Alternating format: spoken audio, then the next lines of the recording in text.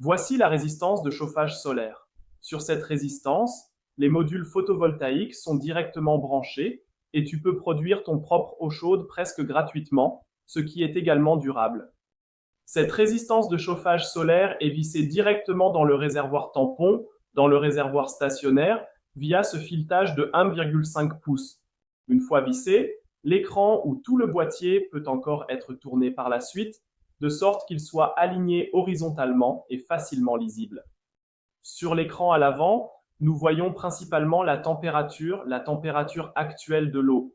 Avec les deux boutons sur le côté droit, il est possible d'éteindre tout l'appareil en maintenant le bouton enfoncé plus longtemps ou de faire défiler une page dans le menu.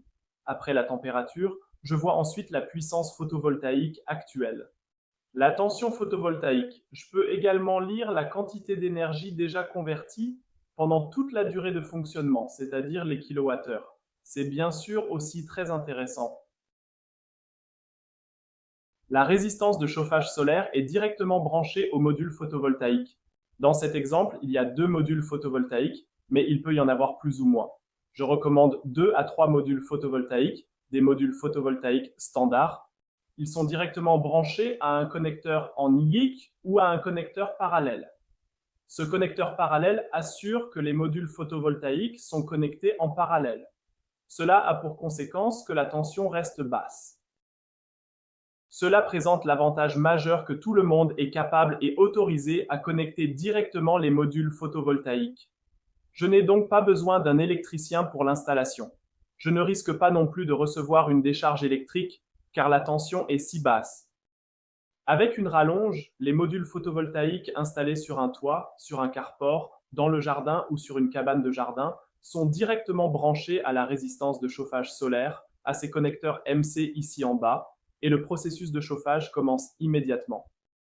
La résistance de chauffage solaire convertit environ 600 à 1200 kWh d'électricité photovoltaïque, directement en eau chaude.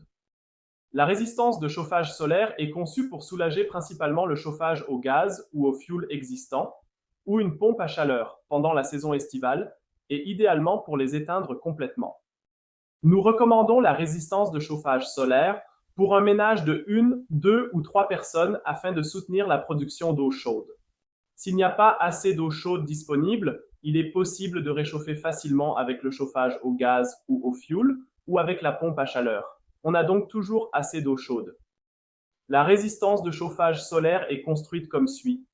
J'ai ici mon élément chauffant avec un tube de capteur de température au milieu pour mesurer la température. Le tout est redondamment sécurisé. En cas de défaillance de l'électronique, il y a encore une coupure mécanique, de sorte qu'il ne peut vraiment rien se passer. La température maximale est de 65 degrés. Ensuite, la résistance de chauffage solaire s'éteint. Une exception est l'utilisation dans une eau très pauvre en calcaire. Dans l'eau de chauffage, là, la température peut être augmentée jusqu'à 85 degrés. Ensuite, la résistance de chauffage solaire s'éteint.